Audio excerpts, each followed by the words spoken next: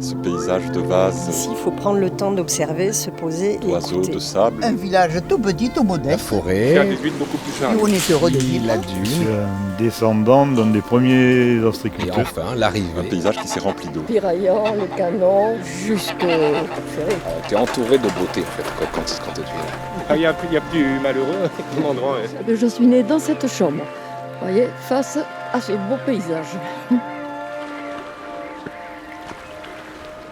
Une escapade sonore au village de l'Herbe avec Patrick Ducasse et sa maman Marilou. Bon, alors je suis Patrick Ducasse, je suis un habitant du village de l'Herbe, natif de ce village. Je fais partie d'une vieille famille qui s'est installée parmi les premières familles, puisque j'ai mon arrière-grand-père paternel avait demandé une concession et avait une cabane en 1878 dans ce village. Nous nous tenons devant une curieuse chapelle située à quelques centaines de mètres du village de l'Herbe. C'est quand même assez emblématique du village de l'Herbe d'ailleurs. C'est très connu, on le voit sur toutes les photos. Tout part un peu de là quand même. Voilà. Alors on arrive dans la chapelle, donc on rentre, il y a un petit porche avec un arc brisé. Sur la façade de la chapelle, au-dessus de ce porche, il y a un petit carreau où il y a une inscription arabe qui veut dire bienvenue. Et alors tout à fait en haut, au-dessus du balcon, il y a Gloria Deo. Et au-dessus, donc, il y a le clocher. Après, il y a un écusson qui représente, en fait, le L de l'Esca. Et le G de Godbarge, c'était sa femme. Et au-dessus de ce clocher, le croissant et la croix au-dessus. Nous entrons dans la chapelle de la villa algérienne. L'hôtel, qui est en citronnier. Les sièges qu'on voit, le tabernacle, les petits sièges, les petits tabourets, tout ça, c'était fait sur mesure. Ils ont été au détail. Les petites rainures sur les bancs qu'ils ont peints en vert et rouge, qui étaient aux couleurs de l'islam pour rappeler le style arabe de la construction. Avant l'existence de ce village, la presqu'île était occupée par le vaste domaine du fameux Léon Lescas. La famille Lescas, c'était des gens entre Bordeaux et La Teste, assez aisés quand même. Léon Lescas était un entrepreneur. Mais son frère Frédéric s'occupait plus de... Il avait une usine à La Teste de colophane. Et à un moment donné, il y a eu la colonisation, c'est dans les années 1850, voilà. Léon Lescas, avec son beau-père et son frère qui a participé à cette épopée, sont partis. Ils ont eu l'adjudication pour la construction des quais du port d'Alger. Et donc ils ont construit ce qu'ils avaient à construire là-bas, puis ils sont revenus. L'État a réalisé plusieurs ventes des domaines en France, et pas qu'ici. Donc ici, ça s'est trouvé qu'ils ont vendu à peu près la moitié de la presqu'île, quoi. Après l'acquisition de la presqu'île, Léon Lescas se lance dans un projet monumental. Quand on a le bassin d'eau, on regarde donc un peu vers la forêt. Donc à droite de la chapelle, à peu près 100 mètres, il y avait la ville algérienne. Mais derrière nous, juste entre la chapelle et la ville algérienne, il y avait un débarcadère. Comme il n'y avait pas de route, ils venaient en bateau déjà, les gens. Il n'y avait rien, c'était désert. Les Lescas qui arrivaient depuis Arcachon, ils venaient en bateau, il avait un petit yacht. Il invitait des amis, il y a eu des ministres, il y a eu tout un tas de trucs. Il y a eu la reine de Madagascar qui est venue en exil quelque temps ici. Il y avait, je ne dirais pas que c'était du tourisme, un peu quand même. Ils venaient à la chasse ou à la pêche, ils débarquaient, ils allaient se mettre sur les dunes, regarder l'océan. Il y a eu quand même toujours une sorte d'accueil. Patrick nous replonge dans les années de la villa algérienne. Celle-ci est rasée en 1965 et remplacée par un immeuble que vous pouvez voir aujourd'hui. Donc c'est une belle villa d'apparat, style de mosquée avec des arcs brisés, un peu ce que vous voyez devant sur l'église. Il a construit à côté une école et la chapelle. Donc ensuite il avait aménagé tout le derrière, c'était une propriété d'apparat. Derrière il y avait des vergers, il y avait des volières d'oiseaux exotiques, il y avait des bassins avec des cygnes dedans. C'était quelque chose de conséquent. La villa avait déjà des allures de village. Je crois qu'il y avait à peu près 80 personnes qui travaillaient sur le domaine, entre la vigne ici, l'entretien de la villa, les jardins. Alors après les villages se sont installés, donc les gosses des villages, il leur a permis de venir à l'école. Et il a ouvert sa chapelle, aux gens des villages aussi, qui faisaient les messes, les mariages, les machins. Donc en fait, c'était quand même relativement communautaire. Ce domaine, aujourd'hui déchu, a néanmoins contribué en partie à la création du village de l'Herbe. Souvent, ils avaient deux métiers. La dame travaillait à la villa, le mari faisait les huîtres. Donc il y a eu un mélange entre les villages ostricoles et les employés du domaine l'Esca. Voilà. Après ce détour historique dans la propriété Lesca, Patrick nous amène au village. Alors là, nous allons repartir vers le village de l'Herbe. En gros, il s'étend sur 200 mètres. C'est le plus regroupé des villages de la presqu'île, les villages ostricoles. Donc il est calé entre le bassin et la dune. Sur notre gauche, on arrive dans le village, c'était l'hôtel de la plage, c'était un vieil établissement, c'était une cantine qui avait été installée pour les ouvriers qui plantaient les oyas dans les dunes. Par la suite, je pense qu'elle a servi pour faire à manger aux ouvriers qui ont construit la ville algérienne. Et donc il est resté. Il n'y a eu que 2 familles. Il y a eu les premiers, la famille Garnin, dans les années 1920, qui a vendu à Madame Magne. Donc on appelle ça ou l'hôtel de la plage ou chez Magne.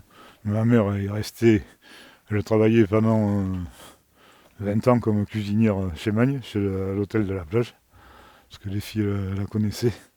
Donc elles l'ont pris. En plus, elle était très bonne cuisinière. Moi, j'étais bien, c'était chez moi.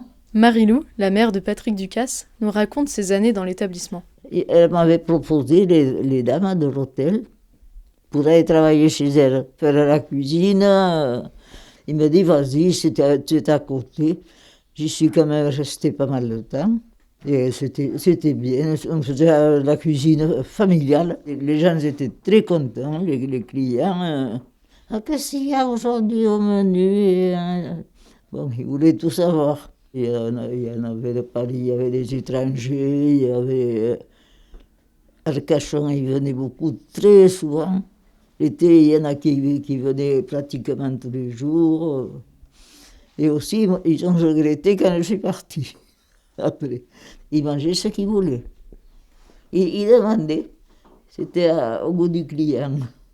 C'était du boulot. Mais c'était bien. On a rigolé là-dedans. Entre employés, qu'est-ce qu'on a rigolé. Et puis d'ailleurs, j'ai pris la retraite là-bas, à 65 ans. Et j'ai pleuré le soir où je suis partie, qu'il y avait un remplaçant, il y avait un cuistot, que Janine m'a dit, mais qu'elle est bête. Elle est à 10 mètres. Je suis partie en pleurant. Il faut le faire. On trouve sur le côté une ruelle avec un nom curieux. Attendez, j'habite là, à la rue des chiens qui dorment. Parce que c'est lui qui dort et puis d'autres chiens. Donc on a nommé la rue. Donc voilà, c'est donc une grande allée. En gros, le village, il est construit sur un plan au carré. Et comme tous les villages ostricoles, ils ont été créés par un décret de mars 1878. Et ce décret donnait donc l'autorisation à l'État d'accorder des concessions sur le domaine public maritime. On va dans la petite rue centrale du village. Tout était fixé par l'administration. Les cabanes, logiquement, au départ, c'était que des cabanes de travail. Parce qu'on n'avait pas le droit d'habiter sur les domaines. Et elles faisaient 4/6. C'était des planches de la volige avec à couvre-joint. Elles étaient à même le sol pratiquement. Et là-dedans, il y logeait une famille. Ils étaient 4 ou 6 à vivre en permanence. Donc il reste toujours des vieilles maisons comme ça, qui doivent dater donc de 1890 par là. Initialement, c'est qu'en bois. Pour la bonne raison, c'était comptable. Les maisons étaient des meubles. Vers les années 1930, où ils ont autorisé qu'il y ait une cheminée, que les gens puissent habiter une partie de leur ancienne cabane. Et ensuite, ils ont donné carrément des concessions à but d'habitation. Ça a évolué, parce que ça ne s'est pas fait d'un seul coup. Après, il y a eu 6/6, après, il y a eu 6/12. Ils ont autorisé des étages. Ils devaient avoir le chai dessous et l'habitation dessus. Voilà, on va donc vers le bout du village, vers le nord du village. Et au milieu du village, c'est partagé en deux, parallèlement. C'est plein de petites vénelles qui sont perpendiculaires, donc qui vont de la dune au bassin. On voit la mer au bout de ces vénelles. Donc elles arrivent toutes sur la plage. Avant d'emprunter l'une de ces vénelles, nous remontons vers la place du village. Donc on arrive ensuite au milieu du village, où il y avait une fontaine. Alors quand les gens se sont installés, il n'y avait pas d'eau. Tous ces puits, ils ont été en fait construits que dans les années 1925-1930. Il reste celui-là, donc il coule tout le temps. Alors il y a une particularité, donc toutes les rues, elles sont en gros carré, sauf ici, dans ce coin, parce que le village, initialement, il s'arrêtait là. Et ils avaient mis des pontons. Donc en fait, toutes ces ruelles, là, depuis là où est le Bougainvilliers, elles ont la forme où étaient les bateaux stationnés en rond.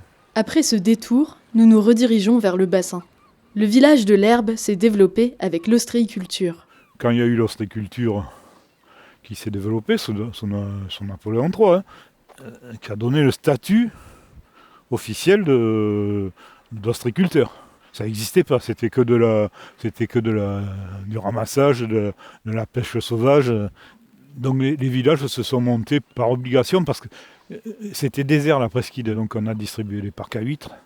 Les meilleurs parcs, ils étaient quand même, le courant étant direct à l'entrée du bassin, ils étaient de ce côté.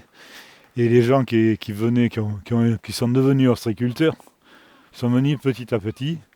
Ils se sont installés sur des endroits relativement protégés, faciles d'accès avec les bateaux. Les villages se sont créés comme ça. Ils restaient 2 jours, ils dormaient comme ils pouvaient, puis ils repartaient avec leur pinnace et leur chaland à voile, du côté de Gujan, la Teste, etc. Et petit à petit, il y en a 1 ou 2 qui ont construit. Alors ils ont construit aussi à l'île aux oiseaux, parce que quand il n'y avait pas de vent à la pinasse à voile ou au chaland à voile, on manquait la marée des fois. Pour rentrer, la marée elle avait tourné. Quand il faisait mauvais, quand ils ne pouvaient pas traverser le Téchamp, ils allaient là-bas. Donc, et puis il y avait des parcs tout autour. L'île aux oiseaux, c'était entouré de parcs. Le village de l'Herbe, il est quand même assez fleuri. L'été, il y a plein de rostre-trémières, il y a des rosiers, il y a des plumbago dans les rues. Parce qu'en fait, tout pousse. Avant qu'il y ait le village, l'eau elle allait jusqu'à la dune. Donc ils ont remonté les terrains. Et du fait que ces coquilles, il y avait de la vase, des petits vers, enfin il y avait plein d'éléments chimiques pour que ça soit fertile. Et, on plante un truc, ça pousse, alors que initialement c'est du sable, quoi. Voilà, on arrive, on prend une petite vénelle qui va du puits vers la plage, et on arrive dans les exploitations ostréicoles. Avec les chais, les bassins à huîtres, les tuiles, les appareils à travailler, et en bordure de plage, les dégustations. En famille, ils sont ostréiculteurs depuis 1880, quoi. Le début de l'ostréiculture organisée. Patrick a lui-même été ostréiculteur. Si, je l'ai fait. Après j'ai arrêté parce que quand il y a eu les grandes crises d'huîtres dans les années 1970, entre 70 et 80, moi je suis parti, on est parti. Ils mettent les huîtres là-dedans, ça les lave, ils trient. Après il y a un tapis, ils les trient, ça permet de dégager. Il y a un tapis, vous voyez, ils sortent les coquilles. Et après il y a une calibreuse. Après, ils ont retrouvé les huîtres par catégorie à la sortie à la trieuse.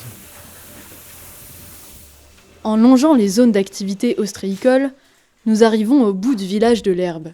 On arrive à ce qu'on appelle un ponton. Parmi les premières habitations fixes des ostréiculteurs qui sont venus s'installer sur la côte nord-ouest, des sortes de houseboat, où il y avait 1 ou 2 pièces dedans, une cheminée. Provisoirement, ils habitaient là-dedans. Et donc il en reste un, pour capter les huîtres plates, c'était plus de ce côté. Les huîtres, il les laissait 10 ans des fois sur les parcs à l'époque. C'était une escapade sonore à l'Herbe avec Patrick Ducasse. Ce qui les intéressait ici, c'est qu'elle poussait vite, et c'est surtout qu'il y avait du captage. Les courants portaient mieux, et puis les endroits étaient plus bas, donc pour les huîtres plates, parce qu'à l'époque, il n'y avait que des huîtres plates. Et Marie-Lou Ducasse. Il y avait un garçon qui m'avait surnommé Marie-Lou. Et depuis, c'est Marie-Lou. Proposé par l'Office de tourisme de Lège-Cap-Ferré. Production exécutive, narrative. Production déléguée, vue du Cap. Fond documentaire, portrait du bassin. Prise de son et réalisation, Cécile Cross et Emmanuel Glémet. Montage, voix et musique, Julia Griner-Abraham. Moi j'aime bien ça, j'aime bien transmettre aussi. Je ne suis pas quelqu'un qui garde. J'aime bien que les gens connaissent. Je discute. je suis pas muette, hein. Que je suis pas muette. Hein.